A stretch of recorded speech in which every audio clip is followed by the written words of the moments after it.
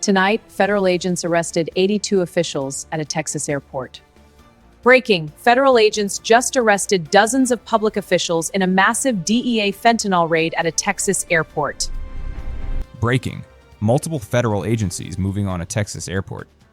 Sources say public officials are in cuffs. Unconfirmed reports of a corruption ledger. Airport monitors just went dark. Families in the terminals held their kids closer, watching flashing lights strobe across polished floors.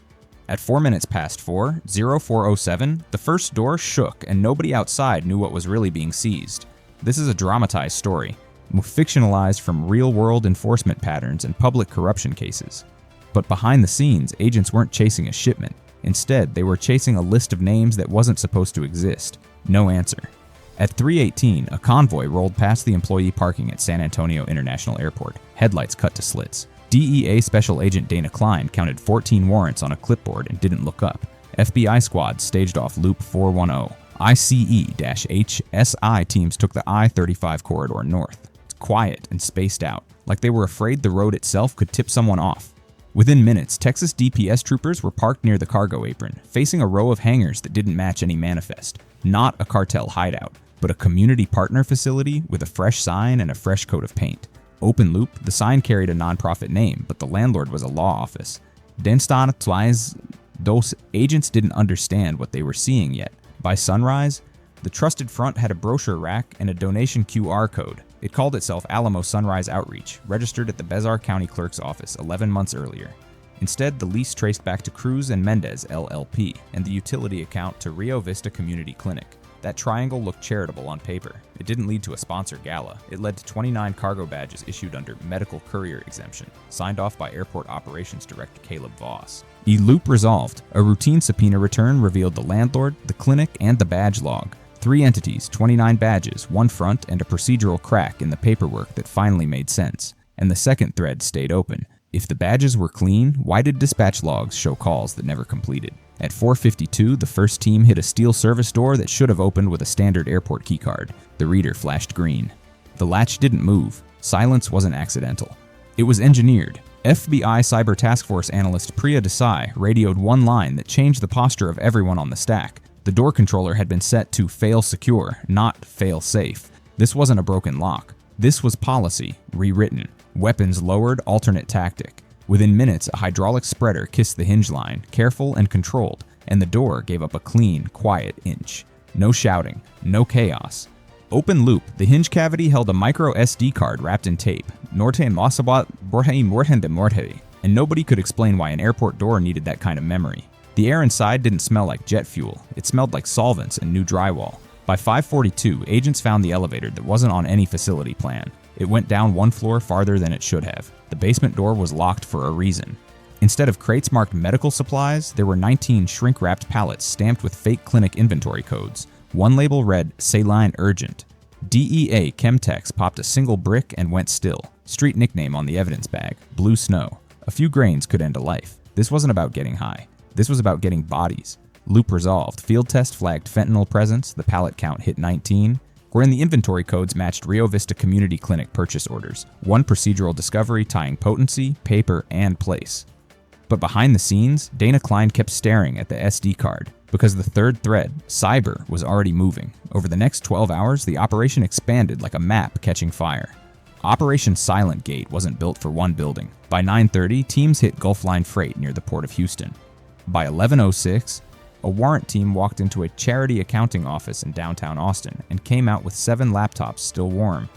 Within minutes, a parallel set of arrests unfolded at a Harris County courthouse annex, where a clerk's access badge opened records nobody should have touched. Not a hacker in a hoodie, but a public employee with a password and a routine. By nightfall, 6 counties were active, 18 search locations were secured, and the number that started as rumor became countable. 82 officials. Or engagement flip, it wasn't the smugglers who made this ring efficient. It was the people who knew the rules well enough to bend them without breaking the surface. Then came the final shock. At 14:22, inside a locked file cabinet behind the nonprofit's brochure wall, agents found a paper trail artifact that didn't belong in a digital age, a blue spiral ledger labeled Gate Fees/Q3. Not donations, not grants, fees.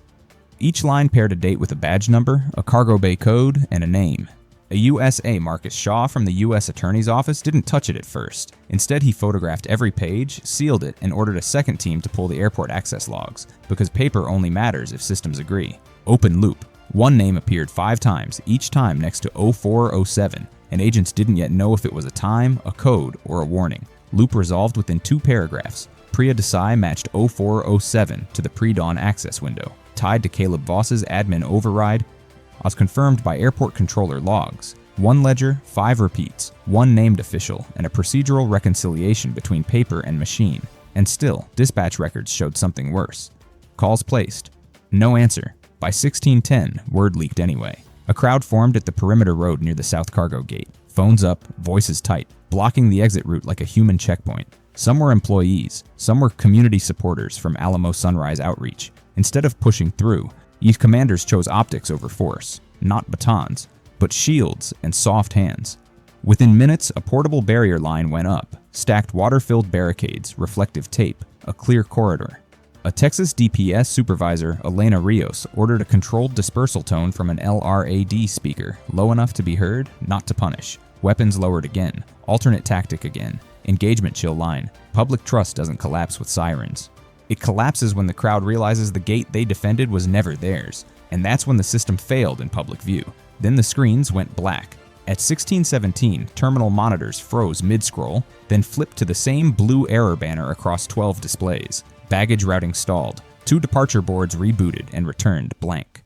No answer. This wasn't a random outage. This was a counterstrike. Its FBI traced the malicious push through an internal admin credential that shouldn't have existed anymore, belonging to a retired municipal contractor. Internal betrayal mechanism. A deactivated account quietly reactivated, timed to the arrests. Instead of an outside IP, the traffic pointed inward, to a municipal node called the Bexarnet Exchange, where airport systems touched city infrastructure in a shared tunnel. With seconds to spare, Priya Desai isolated the segment. And the ransomware attempt died in quarantine. Digital evidence attack contained before logs could be wiped. Freeze percentage moment. By 1940, financial forensics flagged 63% of the ring's linked accounts and froze them before funds could scatter. The next 72 hours, the totals rolled in like aftershocks. 82 officials arrested, $275 million in alleged smuggling value, 19 pallets seized, 14 warrants executed, 18 locations searched across 6 counties. 12 screens blacked out in one coordinated failure. This wasn't just drugs. This was governance for sale. Not a border problem, but an access problem. It didn't lead to a lone trafficker. It led to the people who controlled the doors. And the moral math was simple. If a clinic can be used as cover, if a nonprofit can be used as camouflage, if a city node can be used as a kill switch, who exactly is left to guard the gate?